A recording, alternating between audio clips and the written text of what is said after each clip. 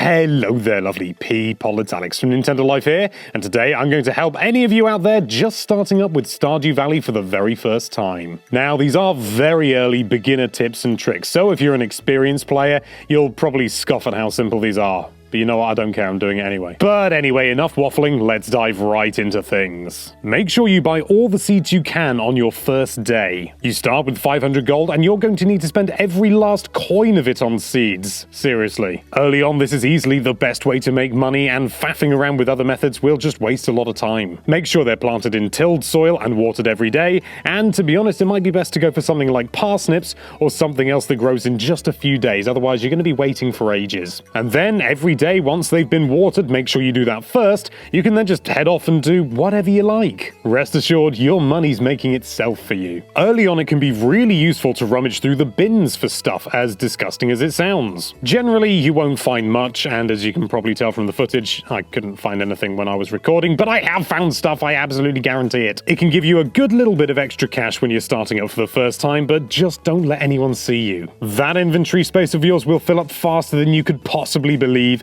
so make sure the first big purchase you do is a backpack. The first one you can buy will tide you over for a good while, and it only costs 2,000 gold from Pierre's. It'll give you 24 slots to play with instead of just 12, and believe me, this is an absolute lifesaver with all the tools you gotta carry around. If you ever head down to the beach, or even occasionally elsewhere in town, you'll sometimes see these wiggly little critters. If you whack them over the head with a hoe, you'll dig up something wonderful. Often it is just clay, although it's a good amount of clay, and sometimes you can find things that are far more valuable and or interesting if you happen to be lucky. If you want to buy a lot of items at once, then don't bother whacking the A button over and over again. Just hold it down and you'll start to stream all of your money directly towards the cashier. If you want more control, then yes, you can tap individually, but this is so much faster. Just be careful not to spend too much of your tasty moolah all at once. You know that box next to your house? Well, that's the shipping box. You might have heard about it during the opening of the game. Stick a load of stuff in there and by morning it'll have been carted off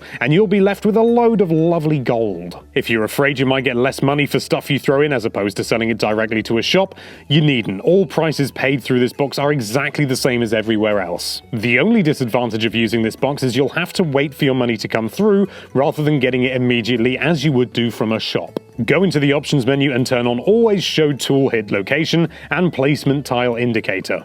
Trust me. And lastly, if something's really left you feeling stumped and frustrated, don't be afraid to look stuff up online. Yes, it is better and generally more fun to experience everything first and work it out for yourself, but if you're up against a roadblock, there's zero sense in going mental over it. Take a step back, swallow your pride, and just look it up. This game is too big to know everything, so don't feel bad about it. And there you have it, just a few things to help you start up your farm for the very first time. There are, of course, infinitely more tips for new farmers out there, so why not leave yours in the comments down below. Thank you so much for watching. If you like this video, then why don't you chop down that subscribe button and gather the little bits that it falls into, and be sure to check out nintendolife.com for all sorts of lovely Nintendo related content.